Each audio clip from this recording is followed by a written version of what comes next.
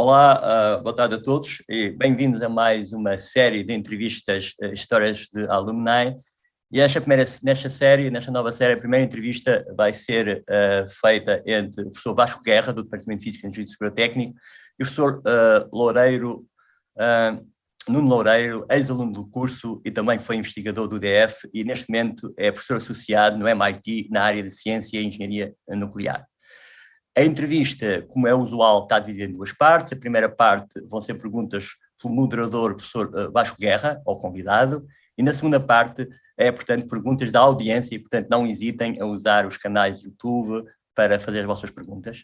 Queria só, antes de avançar, dizer que isto é uma iniciativa conjunta da coordenação do curso de Engenharia Física Tecnológica, quer da licenciatura, quer do mestrado, e portanto, vamos avançar para as perguntas.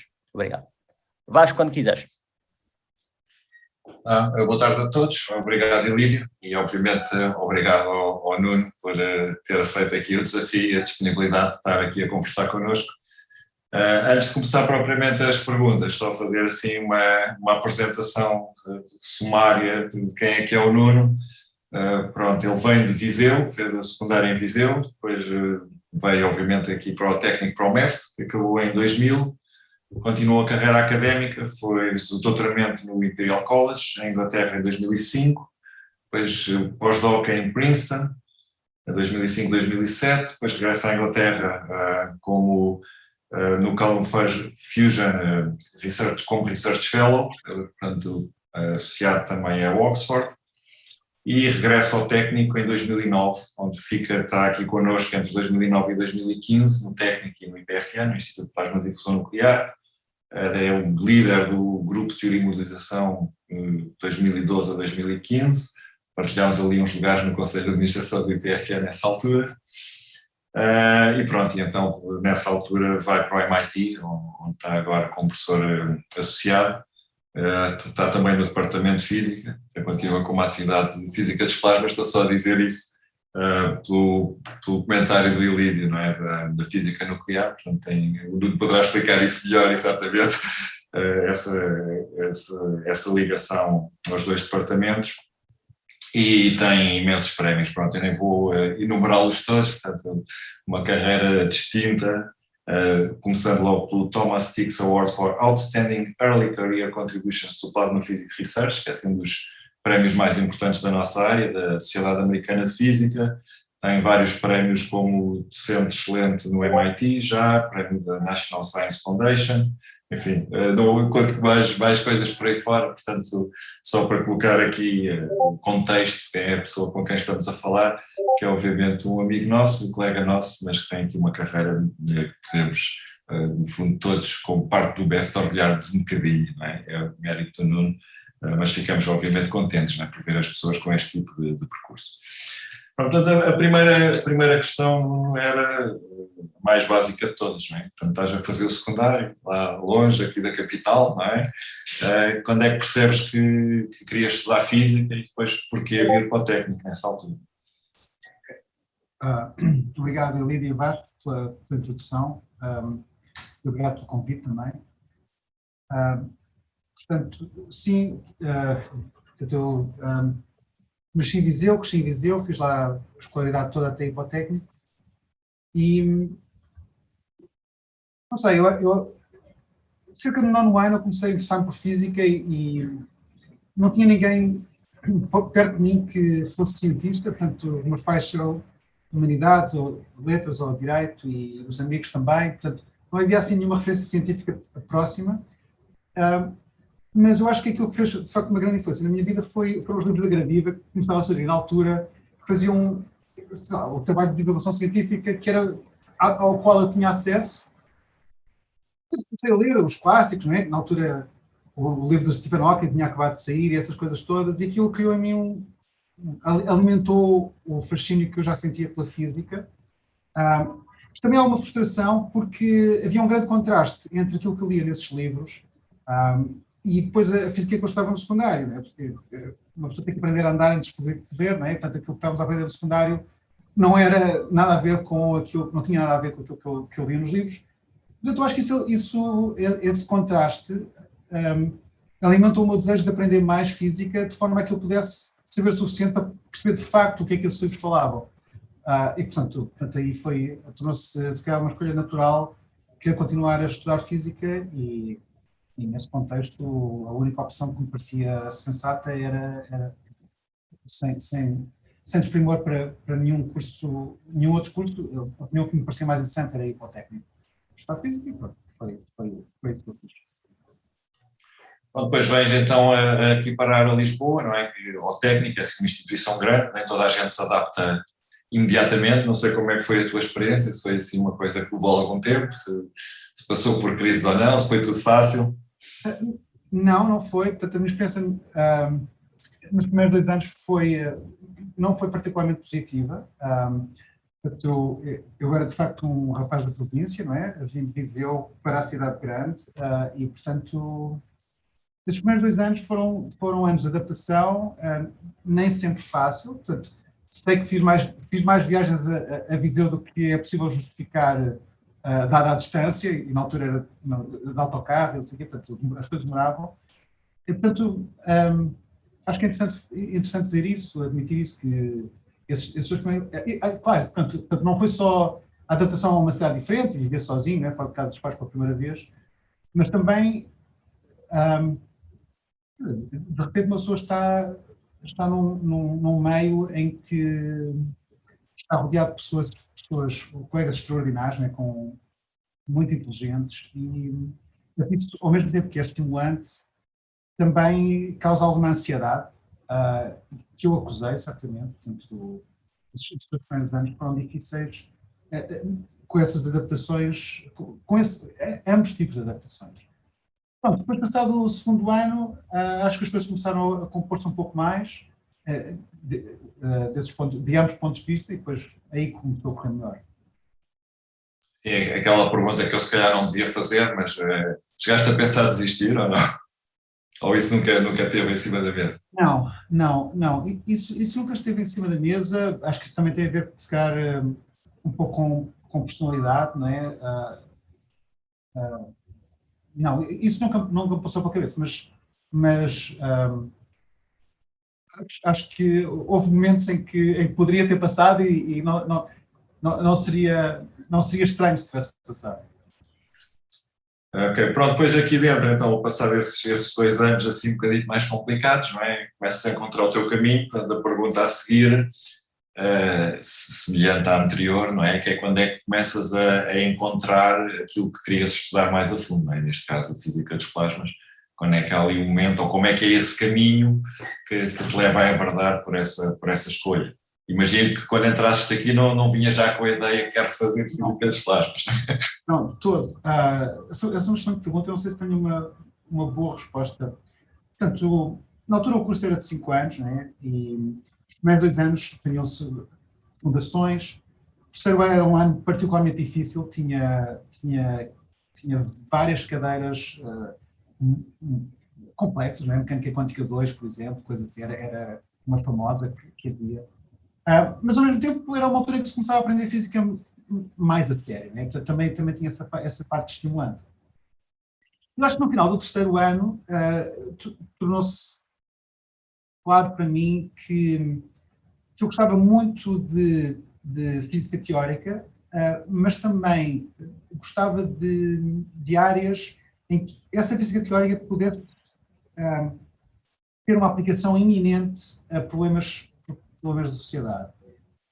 Nesse contexto, surgiu-me, foi muito interessante experimentar a física de plasmas, que na altura era oferecida no 4º ano, potenciando, portanto, a relação entre física de plasmas e fusão nuclear, que eu via como, se calhar, uma aplicação de conceitos de física teórica, física de plasmas, a um problema societal, que é o problema da energia. Portanto, experimentei a física de plasmas, na altura tive a sorte dessa cadeira ser lecionada pelo professor Carlos Matos Ferreira, já falecido, mas que era um excelente professor.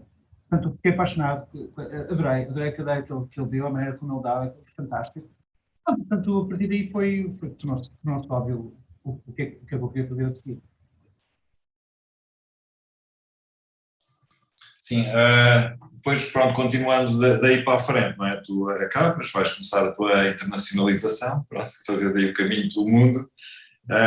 Por isso a pergunta que se impõe é em que é que o teres estado aqui, não é? Teres feito o MEFT e teres passado por aqui contribuiu positivamente, esperemos, mas também eventualmente negativamente, para conseguires depois dar o espaço a seguir, não é? Portanto, como é que tu sentiste na altura que ter estado no técnico possa ter ajudado ou não? E também faço já duas perguntas numa, que é depois com algum recuo e conhecendo também o percurso de outras pessoas que vêm de outros sítios, se consegues ou não identificar assim algumas coisas, mais-valias, não é, de ter passado aqui, ou falhas clamorosas que a gente deva corrigir imediatamente.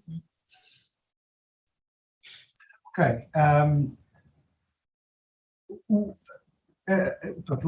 Hoje em dia não sei tão bem como é que o curso de Física está estruturado, mas na altura o curso de Física era muito abrangente, portanto, cobria muitas áreas de Física e era um curso muito exigente. Possivelmente continua a ser. E, portanto, eu acho que, embora isso propiciasse aspectos menos agradáveis da experiência como aluno, não é? Porque quando uma pessoa tem que vencer num curso muito exigente e muito abrangente e exige muito de nós, eu acho que o resultado foi, no meu caso, dar-me uma boa preparação de base em diferentes áreas da física e alguma resiliência para perceber que, ok, eu posso não perceber uma coisa à primeira, mas eventualmente com trabalho eu vou conseguir perceber esta coisa e vou conseguir resolver este problema. E, portanto, eu acho que essas duas propriedades, essas duas características facilitaram o curso de doutoramento, não é? Porque ajudou-me a saber, se calhar ter sido exposto a mais áreas de física do que eu acho que é comum em cursos de física que se faziam na altura noutros países da Europa. Portanto, acho que a preparação, por exemplo, em Inglaterra, um curso de física não seria tão abrangente, era uma coisa mais condensada. Isso ajudou-me. E, portanto, eu acho que o grau de exigência que havia no técnico era muito alto. E, portanto, consegui saber que é possível superar, ser bem sucedido com esse grau de exigência, também me ajudou a superar estas dificuldades que se apresentam na carreira de um jovem investigador, não é? Portanto, aquela incerteza de não saber definir bem o problema que se está a trabalhar, se vou conseguir compreender os artigos que foram escritos sobre esse problema, todas essas coisas. Portanto, eu vinha com um background de resiliência, acho eu, e de cultura geral da física, que eu acho, e da matemática também, não é? Portanto, o curso de física era muito forte em matemática na altura, por isso não continua a ser. Isso também foi muito, muito útil para mim.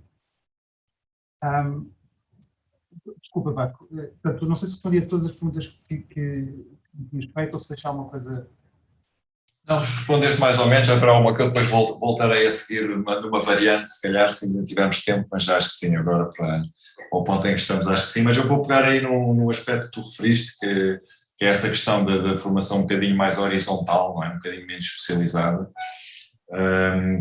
Porque ficou também pendurado aqui logo na introdução do Elídio, não é? A questão do departamento em que tu estás, portanto dá logo a ideia que estás assim a meio caminho entre áreas diferentes, e se olharmos para o que estás a fazer, pronto, eu tenho vindo aqui a falar de física dos plasmas, que é a minha área, e cruzamos aqui no IPFN, e portanto é natural eu puxar o tópico aqui, pronto, e penso que tu também reconheces na tua formação, não é? Que estás na área da física dos plasmas, mas que em muitos sítios do mundo as pessoas que fazem o que tu estás a fazer poderão estar em departamentos de astrofísica, se calhar, não é? E portanto, pronto, aproveitar para explicar um bocadinho esta interdisciplinaridade e estas pontes. Sim, essa é uma excelente pergunta. Portanto, a minha afiliação principal aqui no MIT é no Departamento de Engenharia e Ciência Nuclear, e as razões para isso são largamente históricas, é porque a ligação entre a física de plasmas e a fusão é uma ligação muito forte e, tradicionalmente, a investigação em fusão nuclear está ancorada no Departamento de Engenharia e Ciência Nuclear aqui no MIT e não no Departamento de Física. Porém, existia tradicionalmente professores na área de Física de Plasmas também no Departamento de Física. Ok, portanto, daí que eu também tenho este joint appointment no departamento de física, faço essa ligação.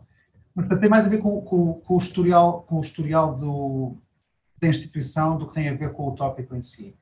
E acho que de facto, sublinha a transversalidade da física de plasmas como ciência, não é tanto pura como aplicada. Portanto, às vezes o trabalho que eu faço em física de plasmas fundamental, portanto, nesse sentido, se calhar insere-se melhor num departamento de física, mas muitas vezes também investigo aplicações da física de plasmas à fusão nuclear, e, portanto, nesse sentido, insere-se melhor no departamento de engenharia e ciência nuclear. Muitas vezes tem aplicações à astrofísica, e, portanto, em instituições em que existe um departamento de astrofísica, essa é a ligação. E, portanto, aqui nos Estados Unidos isso é uma situação comum. Por exemplo, em Princeton, os físicos de plasma estão ligados ao departamento de astrofísica, por exemplo. Portanto, a tradição do Lyman Spitzer, que era possivelmente o primeiro astrofísico de plasmas, não é? Portanto, uma tradição venerável. Noutros sítios está ligado a departamentos diferentes. Por exemplo, às vezes até mesmo sítios onde há um departamento de física aplicada, às vezes aparece a física de plasmas aí. São razões que têm muitas vezes a ver com o perfil da instituição ou razões históricas. E é a altura, se calhar, de tentar perceber um bocadinho então o que é que tu fazes efetivamente no dia a dia, não é? Pronto, o que é que te interessa, o que é que te motiva, problemas é que estudas, só. Claro que não é possível explicar assim muito rapidamente, mas pronto, para dar aqui também uma noção, não estamos só aqui a falar mais do percurso de vida, aqui um bocadinho de ciência, só assim um cheirinho. Percebo, ok. Então, a minha área principal é a dinâmica não linear de plasmas. Isto quer dizer que eu estudo fenómenos como turbulência em plasmas ou outros fenómenos não lineares, como, por exemplo, uma coisa chamada reconexão magnética, que é o fenómeno que está associado às explosões polares.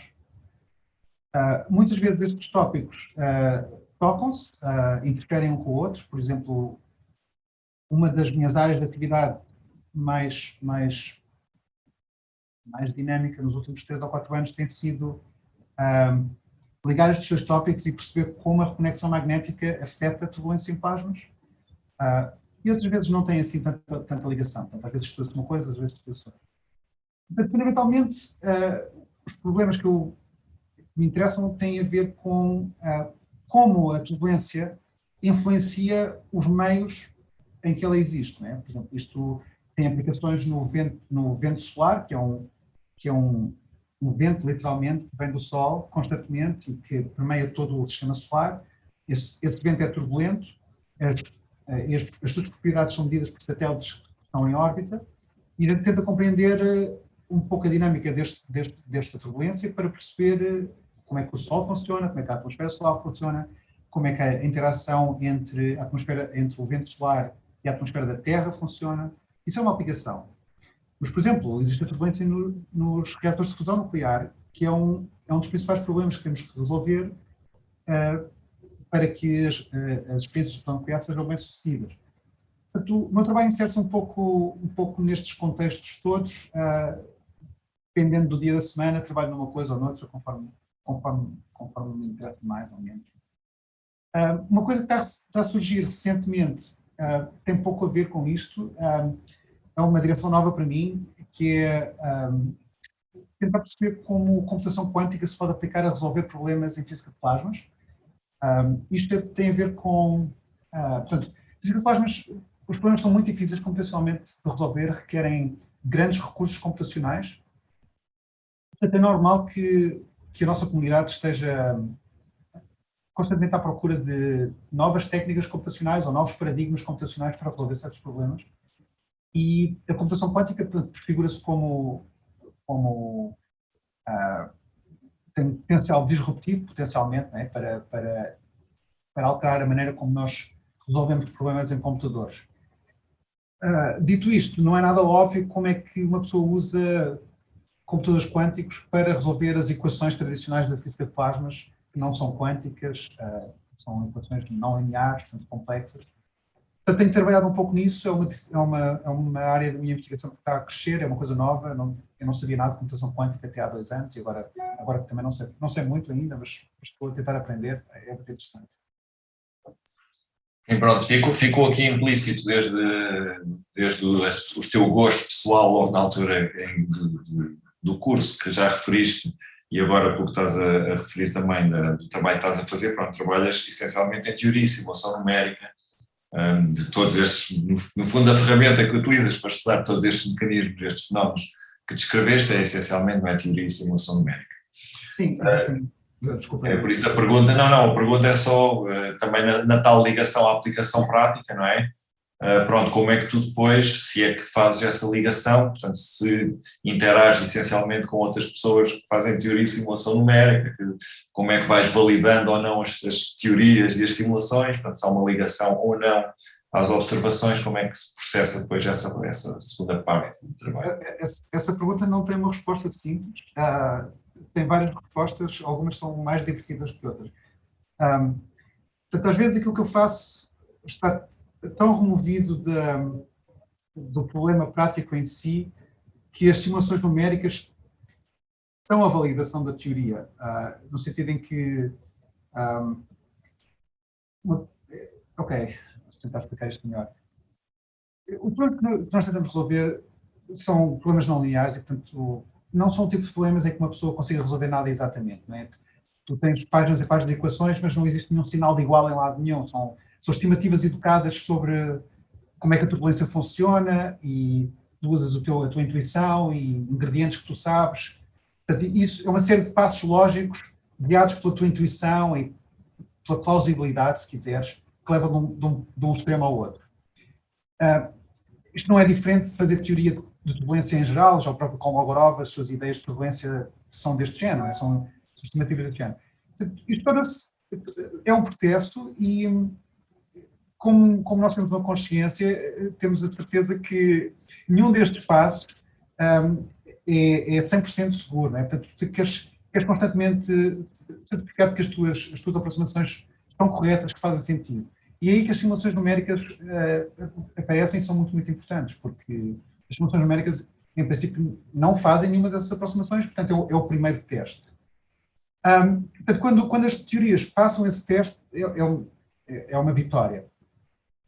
Portanto, e em circunstâncias extremamente felizes, existem dados observacionais ou dados de experiência que alguém depois contacta e diz assim, olha, medi isto parece ter alguma coisa a ver com as tuas previsões e com as tuas simulações, o que é que tu achas? Portanto, isso dá um diálogo que pode ser muito, muito frutuoso e muito interessante. Portanto, nos últimos 2 ou 3 anos aconteceu-me 2 ou 3 vezes este tipo de situação e é uma grande felicidade quando tu percebes que umas continhas que fizeste no papel têm alguma coisa a ver com medições no vento solar e que até prevêem coisas que eles observam lá e isso é espetacular.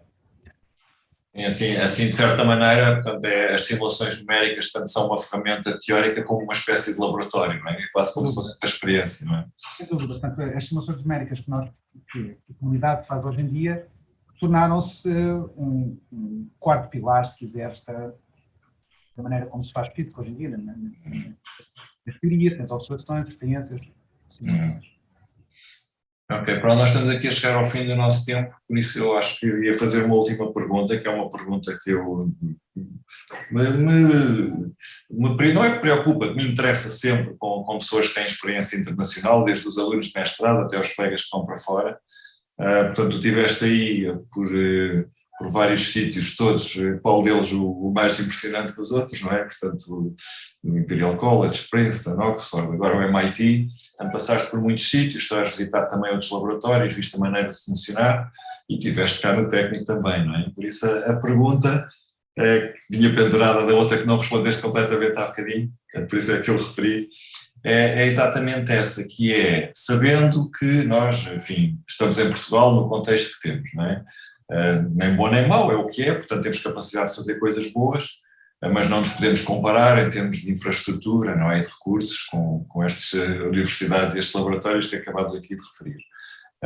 Portanto, na tua visão de quem já passou por muitos destes sítios, se há assim 1 ou 2 aspectos que tu consigas identificar há conselhos que se possam dar, seja à coordenação do mestre, aos alunos ou aos professores do departamento, assim, coisas pontuais, não é? Portanto, não estamos aqui a falar de ir agora arranjar um projeto de 50 milhões para construir novos edifícios e coisas desse tipo, mas assim, coisas mais no dia-a-dia, pontuais, que tu visses que pudessem mudar significativamente as coisas com investimentos relativamente reduzidos. Não sei se isso existe ou não, mas é uma pergunta que eu gosto sempre de fazer. Essa pergunta é uma excelente pergunta, Vasco. Ela, quer dizer, não tem uma resposta simples, mas eu acho que consigo identificar uma coisa que em princípio não custa dinheiro, mas que eu acho que muda radicalmente, pode mudar radicalmente as coisas.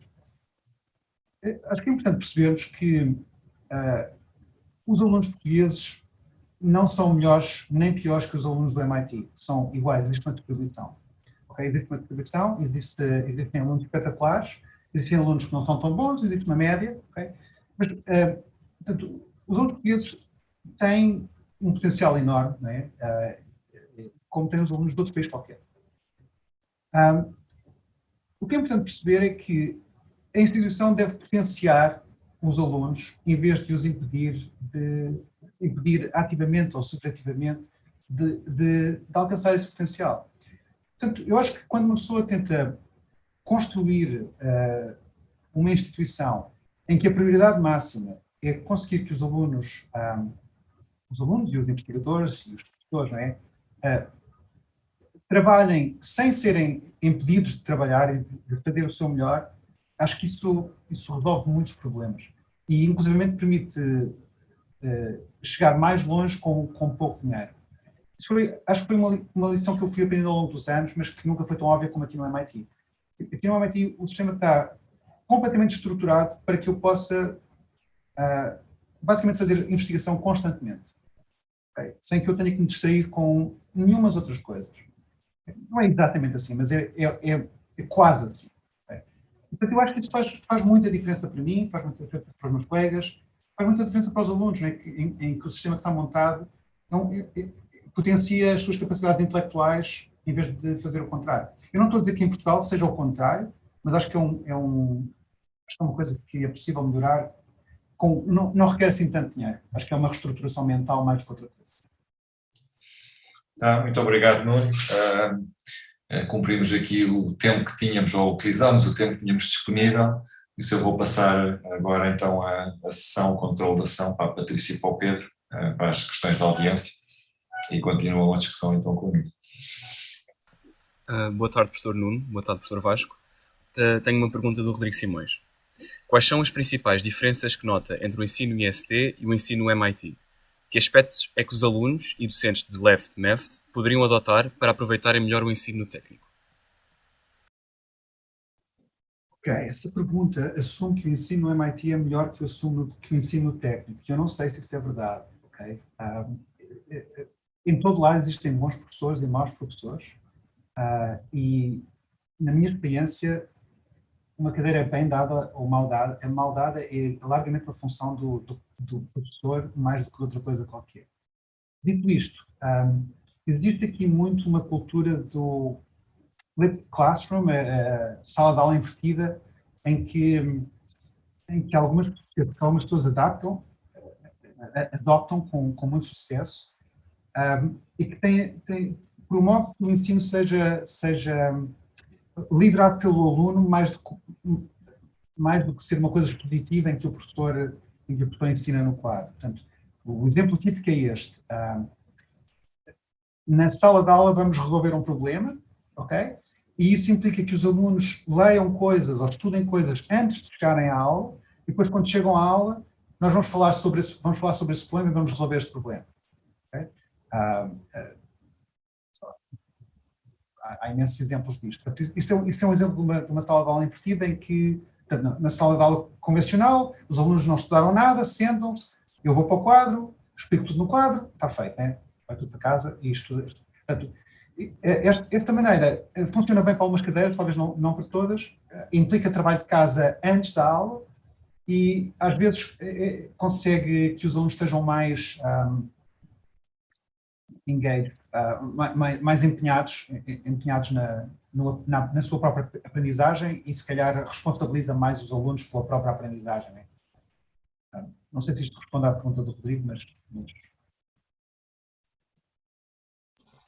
Boa tarde, cumprimento os dois intervenientes, tal como o Pedro, e esta pergunta é minha, e para o professor Nuno responder, tem-se falado muito de soft skills, qual acha serem a relevância destas? E já agora, olhando para trás, que competências teria desenvolvido no seu percurso académico que o teriam ajudado a chegar onde chegou?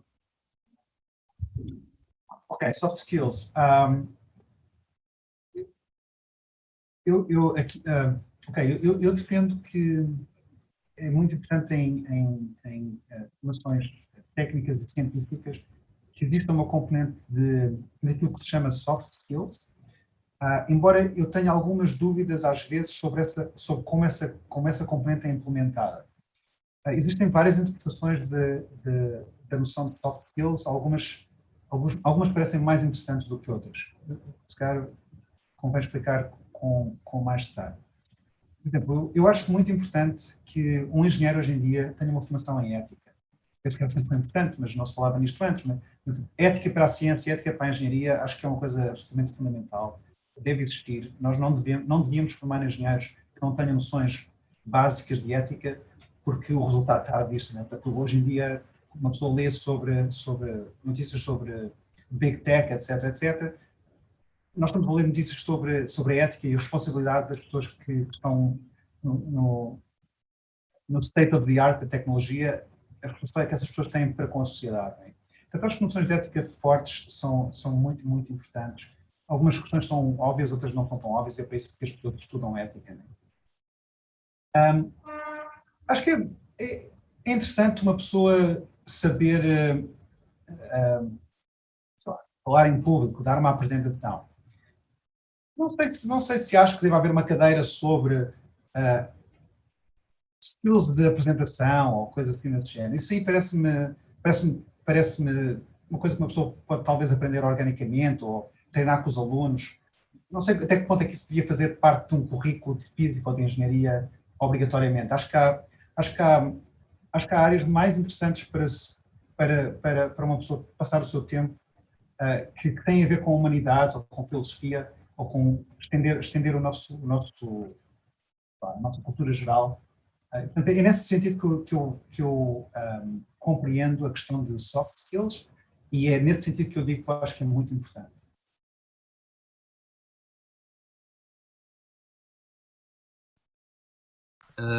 O Gonçalo Ribeiro pergunta, tem outra questão.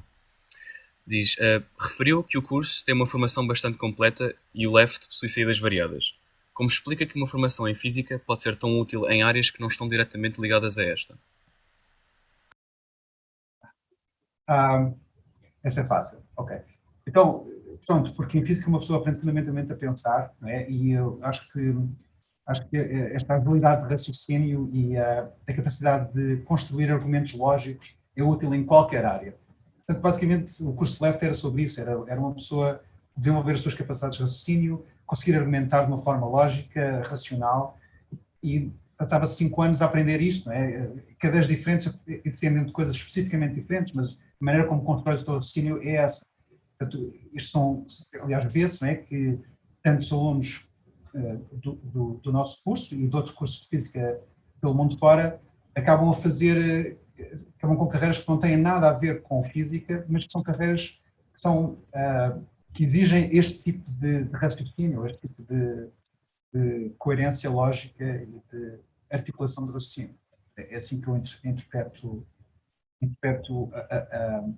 a utilidade dos skills que se aprendem, que se adquirem em física para carreiras que não têm nada a ver com física. Muito obrigada, professor. Pergunta a seguir relaciona-se também com trabalhar em física. A Margarida Pereira pergunta: qual é o maior desafio associado ao trabalho em vários projetos e equipas de investigação? Pergunta também se é difícil dividir o tempo e ao mesmo tempo encontrar um bom equilíbrio de cooperação. Bom equilíbrio de? Cooperação entre a própria equipa. Ok, eu acho que a resposta depende de qual é o papel que uma pessoa desempenha nesses projetos. Portanto, estou a assumir que a pergunta se refere a projetos que eu lidero, ou como é que eu lidero o meu grupo. A parte mais difícil para mim de gerir bem são os contactos pessoais. Portanto, é como gerir a parte humana da equipa, como manter as pessoas motivadas, como ter aquelas conversas desconfortáveis quando as coisas estão correndo menos bem. Isso é algo que para mim é difícil.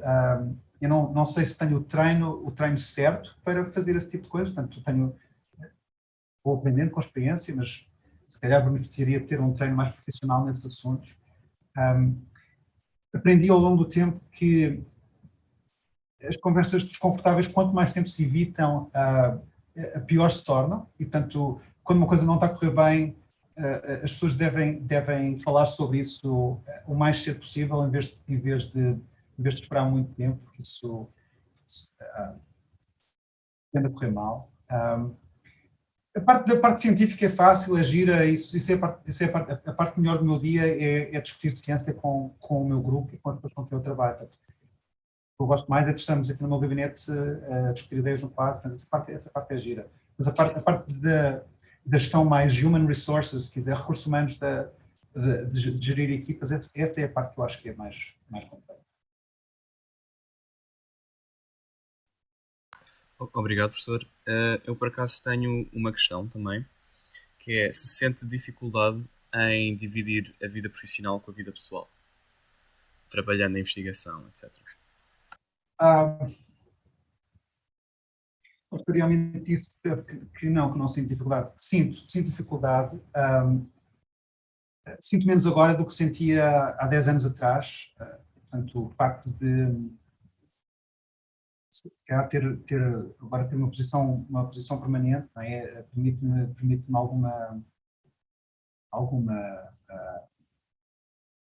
estar mais relaxado em relação à minha vida, não é? À estabilidade da minha vida profissional, que obviamente tem a ver com a estabilidade da minha vida pessoal. Portanto, mas sim, é difícil. E se calhar, para responder de uma maneira óbvia à questão, o trabalho que nós fazemos em física não é um trabalho das 9 às 5, não é? Não é tipo, liga-se uma coisa, trabalha-se essa coisa, depois desliga-se e acabou. Não é isso. Não é? Então, são perguntas às vezes apaixonantes, e é por isso que nós fazemos investigação, nós amamos a ter perguntas, não é? Amamos mais as perguntas do que as respostas às vezes. Portanto, é impossível desligar isso quando se chega a casa, né? Portanto, uma pessoa traz estas coisas, consegue a pensar nelas, né? É normal, tipo, pronto, são questões que nos preocupam, às vezes quase de uma maneira física, não é? Tipo, uma pessoa fica agitada porque uma equação é impossível de resolver, como é que é possível que eu não consiga resolver esta equação, ou como é que é possível que eu não perceba este problema, não é? Portanto, isso é difícil de largar, ninguém deixa isso à porta de casa e entra em casa sem pensar nisso. Há pessoas que conseguem fazer isso, eu não consigo. Por outro lado, eu tenho a sorte de ter várias crianças em casa que têm interesses diversos e que rapidamente conseguem distrair para fazer outras coisas, portanto, isso ajuda a mim pessoalmente, né, para outras pessoas que dão outra opção desta resposta. Obrigada, professor. Temos uma nova pergunta. Esta pergunta é do Rafael Russo e ele pergunta se quisermos seguir uma carreira semelhante à sua, que passos-chave devemos seguir? E esta questão está relacionada também com, sabe se existe algum projeto a nascer para que nós, alunos ainda não graduados, possamos contribuir? Ok. Eu acho que a minha carreira é uma entre muitas possíveis e há várias carreiras que uma pessoa pode seguir com o curso de Física que eu acho que são carreiras bonitas, não é? Carreiras que fazem uma pessoa, são intelectualmente estimulantes, todas essas coisas. Se estamos a falar da minha carreira em concreto, é difícil ser completamente objetivo, portanto, eu acho que há um grande lado de sorte, está na hora certa, no momento certo. As pessoas não devem pensar que existe aqui uma grande estratégia por trás, portanto, nada disso. Eu estava longe de sonhar que alguma vez esse ser professor no MIT, portanto, nunca me passou pela cabeça, isto nunca foi um objetivo meu. não me parecia, não estava sequer no meu radar. Portanto, eu nunca tomei passos estratégicos dessa forma. Acho que a estratégia é uma estratégia que acontece no dia a dia, que é não fechar portas, ser curioso, tentar trabalhar bem, não é? Trabalhar de uma maneira competente, trabalhar muito, claro, não é? Quando eu acho que uma pessoa tenta ser um trabalhador exigente consigo mesmo, né? E tenta resolver questões pelas quais está apaixonado, acho que as oportunidades vão surgindo. E pronto, é uma questão de aceitar essas oportunidades, abraçá-las e tentar ser o mais bem sucedido possível. Mas depois ajuda muito, isto é mais prosaico, mas ajuda muito ter aliados, não é? pessoas na comunidade que conhecem o nosso trabalho e que promovem o nosso trabalho. Nada surge no vácuo, não é? Portanto, tem que haver alguém que nos conheça e que diga, não, o que está a fazer é muito bom, isto merece ter uma apresentação convidada aqui, merece isto, merece aquilo. Tem que haver alguém que promova as pessoas. Isso é uma responsabilidade dos cientistas mais séniores que muitas vezes não é levada tão a sério quanto devia, não é? Promover o talento mais jovem para que essas pessoas possam se ingrar. Pronto. Desculpa, havia uma segunda parte da tua pergunta. A minha pergunta era se existe correntemente algum projeto em que os alunos possam integrar. Quer dizer, projetos de investigação existem muitos, né? Portanto, nas áreas que eu conheço melhor, portanto, na área da fusão, existe o projeto ITER aí na Europa e outros projetos de fusão que são colaborações internacionais, em que existe muitos alunos contribuem para esses projetos em diferentes capacidades. Mas, quer dizer, depende do sentido da pergunta.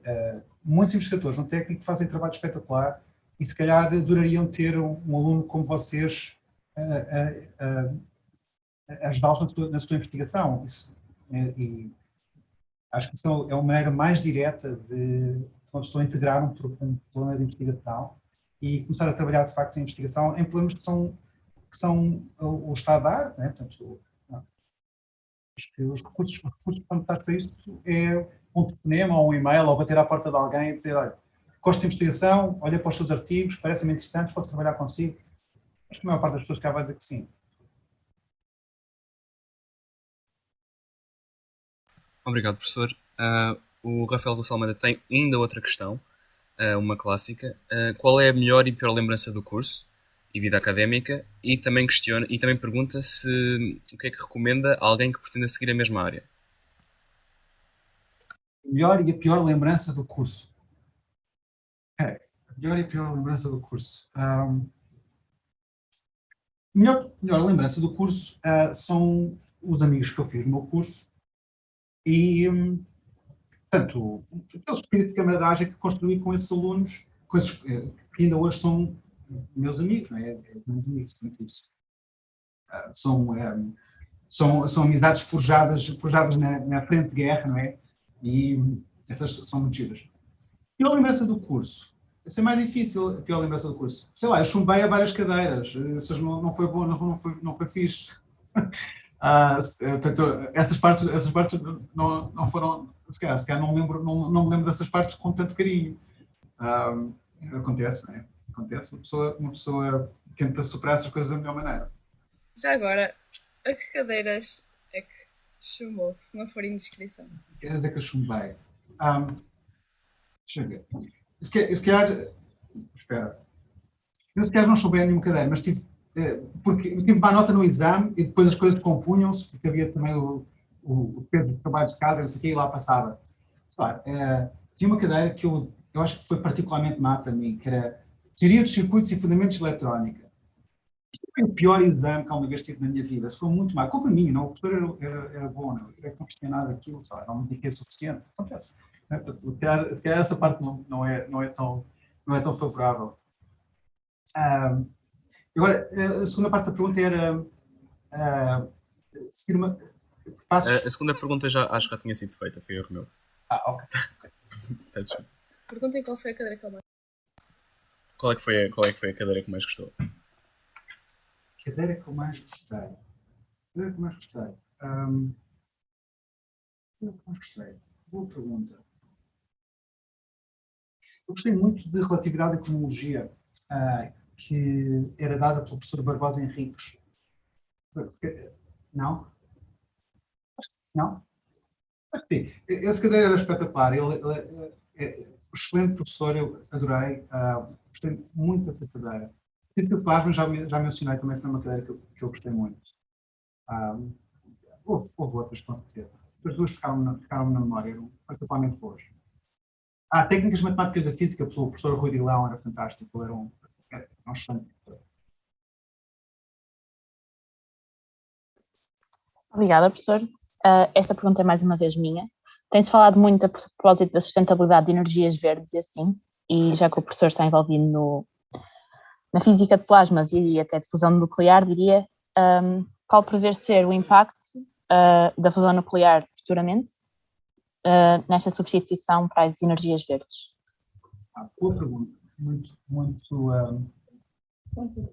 o timing perfeito, não é? Portanto, eu acho que, portanto, aqui neste momento, aqui no laboratório do trabalho, nós estamos a tentar seguir um calendário muito agressivo para produzir energia por fusão nuclear. Isto é baseado em conceitos novos desenvolvidos aqui no meu laboratório que permitem criar bobinas de campo magnético muito mais fortes do que era possível fazer até agora. E, portanto, nós achamos que isso dá uma vantagem muito importante na eficiência dos reatores nucleares. E, portanto, o calendário que estamos a seguir, ou o calendário oficial, é ter uma experiência de fusão nuclear que finalmente tem um output positivo de energia em 2025. Isto ainda é um protótipo, portanto, não é ainda para ligar à rede, propriamente dito, mas se isso funcionar, acho que em 2030 podemos ter um protótipo de facto a funcionar. Isso é muito estimulante. Acho que a fusão nuclear, quer seja o nosso calendário, quer seja o calendário de outra pessoa, a fusão nuclear tem um papel, eu acho, essencial a desenvolver na substituição das fontes de produção energéticas, não é? Portanto, e na construção de um caminho para energias mais limpas. Enquanto a fusão nuclear não está online, eu se calhar sugeria que as pessoas revisitassem as centrais nucleares convencionais, que do ponto de vista das alterações climáticas são quase uma solução ideal, né? Tem outros problemas, mas eu acho que a tecnologia hoje em dia está suficientemente desenvolvida para que saibamos lidar com esses problemas.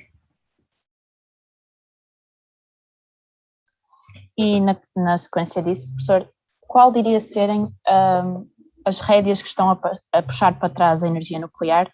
Porque é que demora tanto tempo a ser desenvolvido? E a propósito disto também o hidrogênio, que se tem falado tantas vezes, a energia do hidrogênio. O que tem a dizer sobre isto? No caso da fusão nuclear, o problema é que a fusão nuclear ainda não funciona e, portanto, é um problema de investigação, não é? Portanto, há problemas que a gente tem que resolver. Esses problemas são extensos, alguns deles têm a ver com física de plasmas, outros têm a ver com ciência dos materiais e outros são problemas de engenharia. Construir um reator de fusão nuclear é uma operação muito complexa e acho que qualquer pessoa compreende a complexidade disto quando eu digo que a temperatura do plasma no interior do reator é cerca de 150 milhões de graus centígrados e a 1 metro de distância está a parede que tem que estar basicamente à temperatura da sala. Portanto, qualquer pessoa percebe que manter esta diferença de temperatura é um problema altamente complexo que requer não só insights da parte da física de confinamento deste plasma, mas também ciência dos materiais, não é? Quais são os materiais que podem estar expostos a este plasma, etc. É um problema difícil de resolver, mas ao mesmo tempo é um problema no qual nós temos feito progressos exponenciais ao longo das últimas décadas. Portanto, uma pessoa compara os resultados dos reatores de fusão nuclear de há 20 anos atrás ou 30 anos atrás com o que existem hoje em dia, o progresso é superior à evolução da lei de Moore dos processadores. Okay? É importante ter noção destas coisas. Esta área não é uma área distante, é uma área que tem evoluído muito, muito, muito fortemente. Aí na Europa, com uma colaboração internacional que envolve Portugal e, em concreto, os investigadores no IPFM. Na questão das centrais nucleares, não sou especialista, mas obviamente aquilo que tem impedido que elas sejam mais dominantes na cena energética internacional tem a ver com a relutância compreensível das populações de terem uma central nuclear no seu quintal, não é? Ninguém quer isto. Quintal metaforicamente, não é? Portanto, mesmo pessoas que acham que a energia nuclear, em geral, é uma boa ideia, não querem ter uma central nuclear na sua cidade, têm dificuldade em aceitar que perto da sua cidade exista um depósito de materiais radioativos, todas estas questões, e depois os eventos periódicos que são muito raros, na realidade, mas quando acontecem são particularmente calamitosos, não é? Chernobyl, Fukushima, essas coisas. Parte de hidrogênio, eu não sou de todo um especialista e desconfio que a resposta à tua pergunta tem uma componente política mais complexa do que propriamente uma componente científica ou de engenharia. Obrigado, professor. E para terminar, o Rafael tem uma última questão, que é, para além do projeto de plasmas para CO2 do professor Vasco Guerra, tem ideia de ligações académicas entre o MIT e o IST que facilitem os estudantes a ter contactos internacionais? Boa pergunta. Existe um programa MIT Portugal, né, que é um programa que é focado em determinadas áreas, portanto não é para todas as áreas, e que potencia a interação entre investigadores em Portugal e investigadores aqui no MIT. O professor Vasco Guerra tem um desses projetos, em que colabora, salvo erro, com o Departamento de Aeroastro, né, portanto, Departamento de Engenharia Aeronáutica e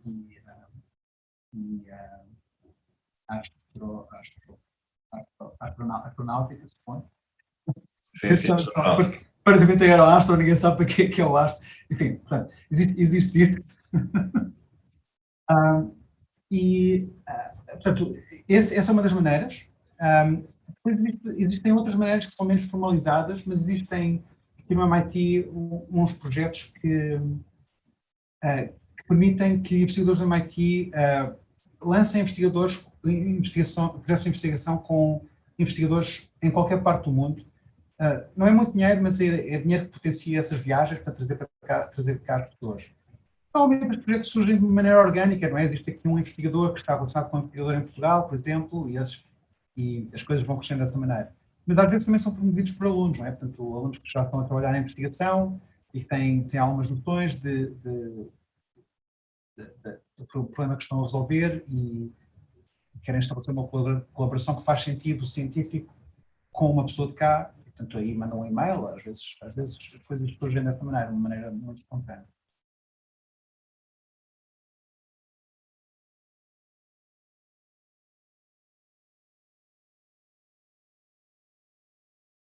Bom, ok, eu acho que este silêncio significa que é a altura de dizer que nós estamos a acabar. Eu gosto-me de agradecer ao Vasco. Vasco, obrigadíssimo por toda esta condução desta entrevista e, acima de tudo, claro, ao Nuno Loureiro, que nós temos o privilégio de ser um colega e um amigo no MIT e around the world. Nuno, obrigadíssimo, foi mesmo um privilégio de ouvir e como visto que os alunos fazem perguntas, como sabes, difíceis e tiveste cá à altura, tendo em consideração que não estavas preparado para as perguntas, portanto é importante ter isso à audiência e espero que, pelas perguntas, visto que certamente, ou pelo menos a parte científica foi extremamente excitante, portanto eu estou altamente motivado, é natural que de vez em quando eu possa receber um ou outro e-mail. E também os nossos colegas do técnico, os plasmas, também estão particularmente contentes, porque agora vem, obviamente, mais uma linha de interesse e investigação. Portanto, eu só quero agradecer mais uma vez ao Vasco e ao Nuno na participação e não quero acabar sem terminar, sem dizer duas coisas. Primeiro, o meu agradecimento à equipa magnífica do Nefist, não é? À Anitta Ribeiro, que está na RGI, mas se não me engano, porque eles ficam zangados. O André Esteves, que fez a coordenação global do projeto, e depois a Patrícia Curado e o Pedro Batista, que fizeram aquelas perguntas magníficas, mesmo estimulando a audiência. A todos vocês, obrigadíssimo, até à próxima sessão. E a próxima sessão, como eu costumo dizer no Multi-Pioneers, we go for something completely different. Na próxima sessão será 9 de dezembro, às 17 horas, e vai ser a Patrícia Gonçalves que vai entrevistar o Dr. João Sabino, que está trabalhando numa empresa e está ligado à automação e a Smart City Solutions. Portanto, exatamente o que dizia o professor Nuno Loureiro, um físico que faz uma coisa completamente diferente. E, portanto, convido a todos a estarem nessa sessão. E sem mais comentários, obrigadíssimo a todos vocês e mais uma vez a toda a audiência que nos vai ver mais tarde, também obrigado por verem os nossos vídeos. E sem mais, até breve, ou melhor, até 9 de dezembro. Muito obrigado a todos.